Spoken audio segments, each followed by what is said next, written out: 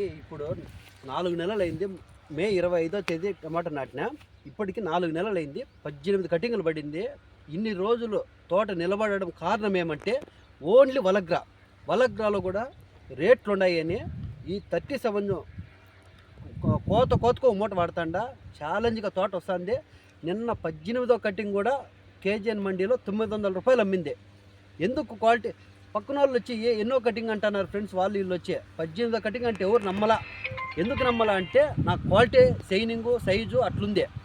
నీ కాయలు అమ్ముతాడు కేజీఎన్ మార్కెట్లో మీ మామ అంటారు. అట్లా ఏం లేదు. కాయలు దమ్ముంటే ఎవరికైనా అమ్ముతాడు. వాస్తవం 37 వాడండి. ప్రతి ఒక్క రేట్లు ఉన్నాయి. ఇప్పుడు 37 వాడండి, అందరూ దుడ్డు సంపాదించండి. చెప్తాండి రైతుల కోసం చెప్తాండా.